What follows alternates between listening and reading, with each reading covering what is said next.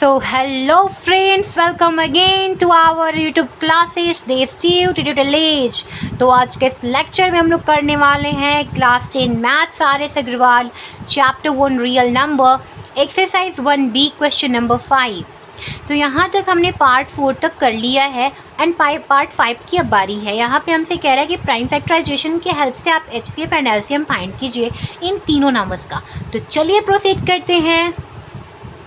सो ये रहा हमारा क्वेश्चन, हम यहाँ पे इसे सॉल्व करेंगे। सो देखिए 30 दे रखा है, 72 एंड 432 दे रखा है। सो हम सबसे पहले 30 का प्राइम फैक्टराइजेशन फाइंड कर लेते हैं। 2 टाइम्स में ये 15 एंड ये फिर 3 टाइम्स में 5 टाइम्स में 1। फिर ये ऐसा ही आप 72 के साथ करो, 2 टाइम्स में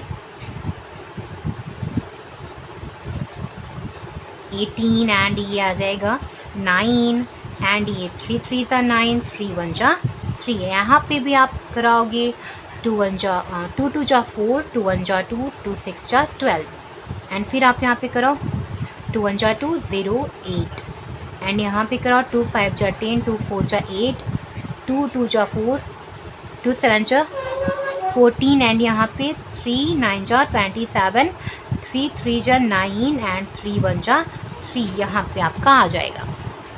सो अब इनके सामने वैल्यू लिख लो। 2 इंटू 3 इंटू 5 इंटू 1 एंड यहाँ पे आ जाएगा 2 into 2 into 2 into 3 into 3 into 1। यहाँ पे आ जाएगा 1 2 3 4, 2 into 2 into 2 into 2, 1 2 3, 3 into 3 into 3 into 1।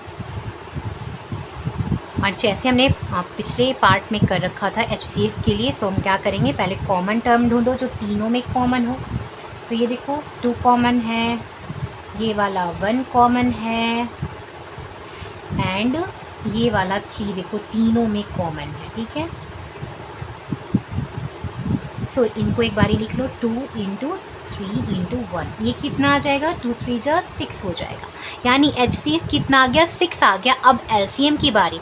LCM में मैंने बताया था कि आप तो कॉमन पार्ट्स को तो लिखोगे ही, साथ में क्या करोगे, जो दोनों में कॉमन हो, मतलब इसमें भी है इसमें भी है, इसको भी आपको लिखना है। तो ये 2 है और एक और 2 है जो दोनों में कॉमन है, दो में कॉमन है ना। और तो ये तो दोनों में नहीं है, इसको छोड़ दो। फिर देखो यहाँ पे ये 3 है जो दोनों में कॉमन है। पहले ऐसा आप छांट लीजिएगा, फिर इसके बाद जो आपने छोड़ा था उसको भी लिख लो। ये 2 है जो रह गया था, ये 3 है जो रह गया। अब इन सबको मल्टीप्लाई करा लो और एक यहाँ पे ये रह गया, ये 5 भी है।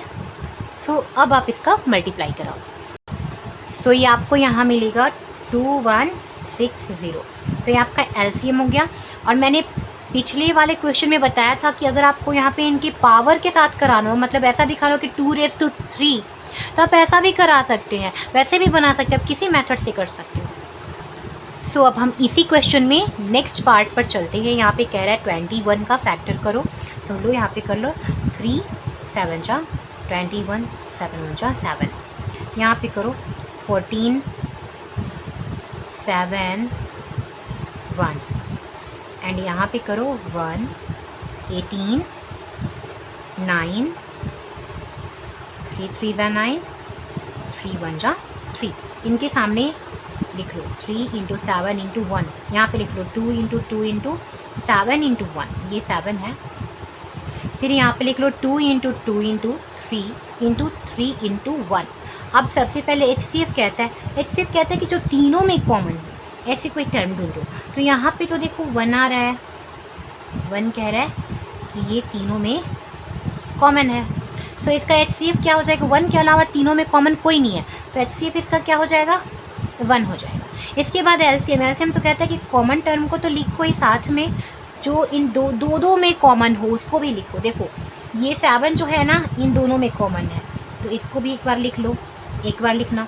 फिर इसके बाद ये जो 3 है ना, इन दोनों में कॉमन है, एक बार इसको भी लिख लो। अब इसके बाद ये 3 रह गया, याद रखना, इसको बाद में हम लोग लिखेंगे, है ना। फिर यहाँ पे देखो ये 2 दोनों में कॉमन है, इसको भी एक बार लिख लो। ये 2 भी दोनों में कॉमन है, इसको भी एक बार लिख लो। ये 3 तो चला ही गया था, अब ये 3 रह गया है, तो इसको भी लास्ट में लिख दो, जो रह गया उसे भी लिख दो। मतलब ये कि जो एक पहले तीनों में पेयर बना उसको तो लिखो ही, फिर 2-2 का पेयर बना सब में तो उसको लिख लो, फिर इसके बाद जो रह गया उसको भी लिख लो, क्योंकि ये 3 और ये 3 का तो पेयर बन चुका था, तो ये 7 का पेयर बन चुका था, तो बचा कौन, ये 3 बचा, तो इसको यहाँ पे लिख लो। तो अब इन सब का मल्टीप्लाई कराओगे तो आपको मिलेगा 252। तो मैंने बताया अभी कि आप इसको पावर से भी करके लिख सकते थे। बहुत सारे बच्चे इसे ऐसा प्रेफर करते हैं, जैसे यहाँ पे 2 का पावर कितना हो जाएगा, 2 हो जाएगा, है ना। आप ऐसे भी बना सकते हो। तो आज के लेक्चर में इतना ही। नेक्स्ट क्वेश्चन हम लोग नेक्स्ट लेक्चर में करेंगे।